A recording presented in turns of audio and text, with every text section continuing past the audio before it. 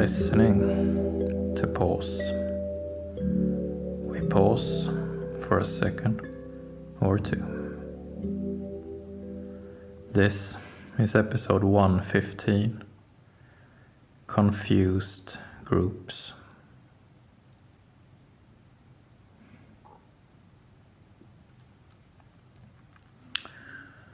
There are many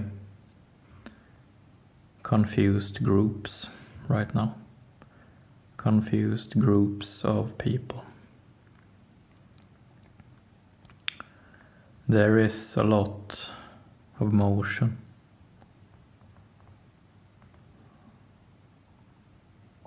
There are many people taking to the streets, demonstrating, talking, shouting, getting physical.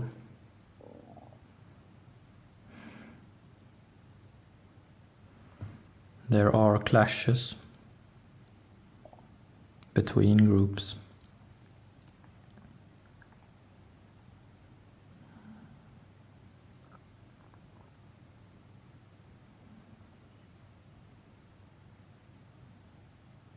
Among these groups,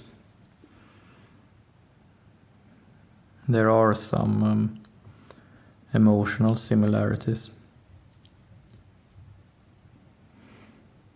If we pause for a second or two, we see that within the groups we can see the individuals looking here, looking there, thinking, feeling, where is all of this going? What is going to happen to us? What is going to happen to me?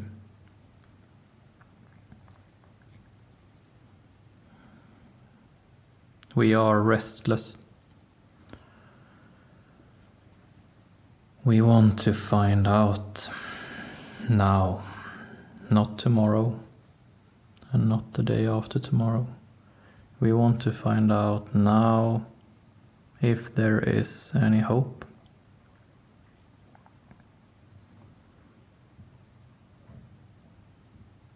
Some of the motion driving this group dynamics right now is the wish to simply know if there is any hope.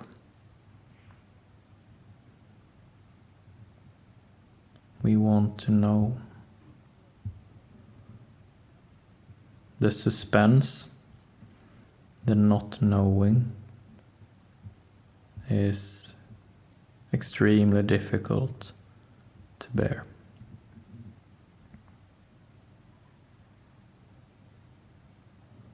And when we are in a group of people, similar to ourselves, this not knowing feels more bearable.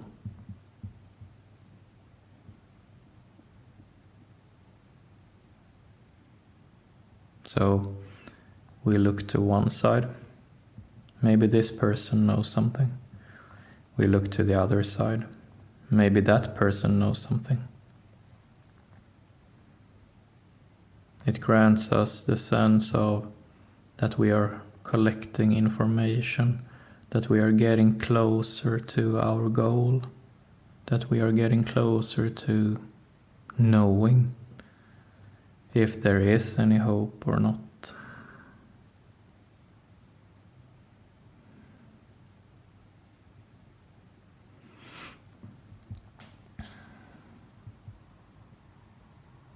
When we look now at all the people in the streets the groups of people in the streets. Each group has their own apparels. Each group has their own colors. Each group has their own flags. Each group has their own symbols. Each group has their own chanting lines. Each group has their own signs, messages.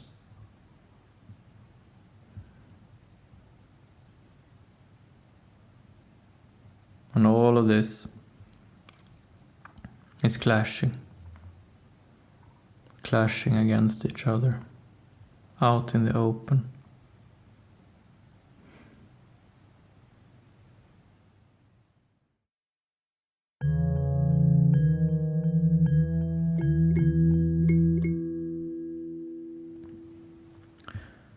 Now we take it one step further.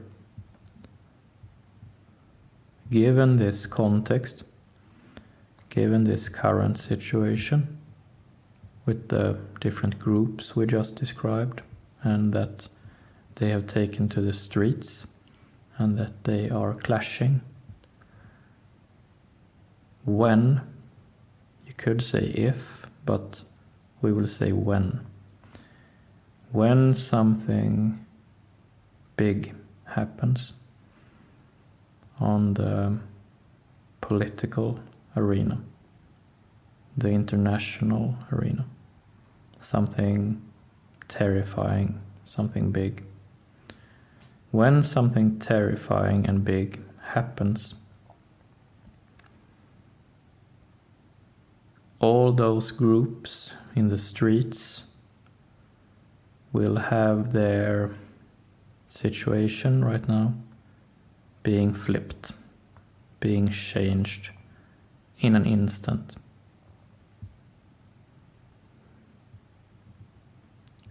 By contrast, if we think of a peaceful time, when people are just going about their daily lives in the streets, when a major event, a major scary event happens in that situation, then people will react one way. They will react to this terrifying major event against a peaceful background, against a background of my vicinity is safe. But now, when people, groups, have taken to the streets, and the vicinity, the context in itself, is already dangerous. If we, on top of our dangerous vicinity, put a great, terrifying event, an escalation of some sort. If we put that on top of an already unstable vicinity, then we are looking at something chaotic. Then we're looking at turbulence of a sort our generation has not seen before. And that kind of turbulence will be very difficult to predict how it will turn out. It will be very difficult to achieve a sense of control in that instance. Another aspect to all of this is that in the midst of these different groups that have taken to the streets now, there is a mixture of violent individuals, violent men and women and children.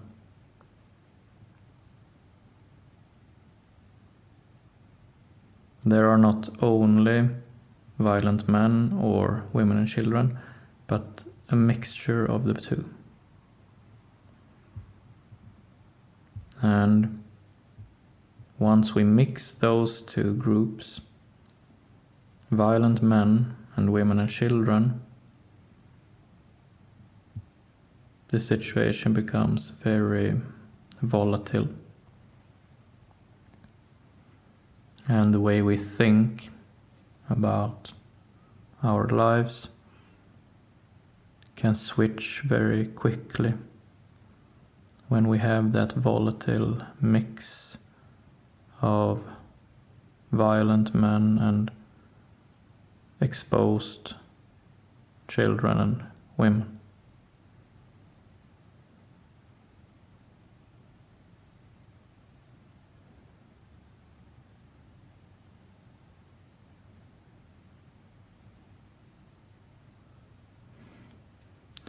Unfortunately,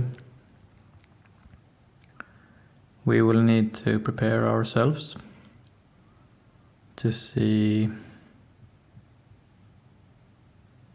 this mixture have tragic outcomes. The alternative would be for one of the two groups to stay at home, and probably they won't.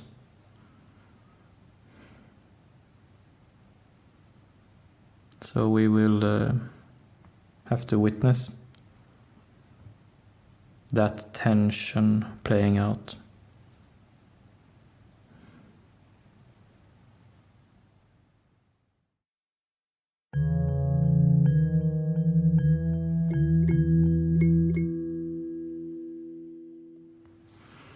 What we all share in this tragic situation is a sense of tension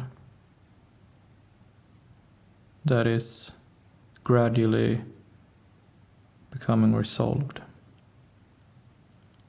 Tension building up and tension releasing. Before on this podcast, we have talked about tension in individuals, and now it has become natural to talk about tension in groups. We have sort of entered the next stage where we will discuss how different groups interact emotionally, and when it comes to this tension. Life is a lot about group dynamics right now, and it will be increasingly so. Increasingly group dynamics.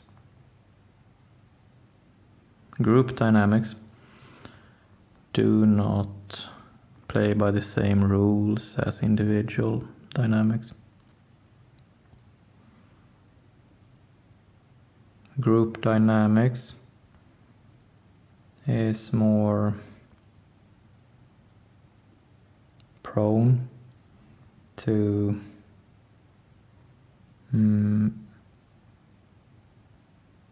more primitive ways of thinking, because we simply do not have the time to communicate nuances. So group dynamics is a lot more about split-second decisions, strong visuals, physicality.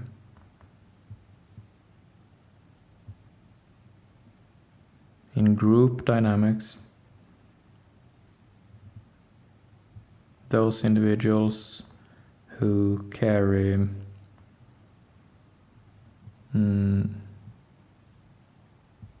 great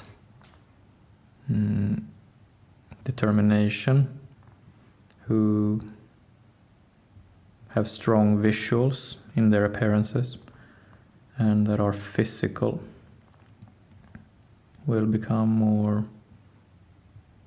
in the center of attention and driving the dynamics of the group. Nuances will gradually fall away, and we will have to get used to a new form of dynamics in our daily lives, group dynamics.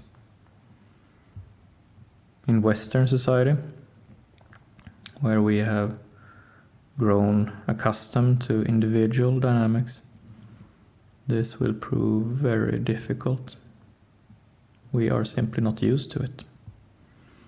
We are not used to group dynamics.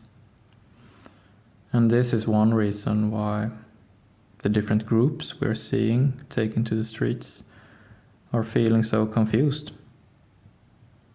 We are not prepared for group dynamics. Nothing could have prepared us for this. So now we simply have to learn by experience and move through all these group dynamics. It will take some time, but we will learn. It will get ugly, but we will learn.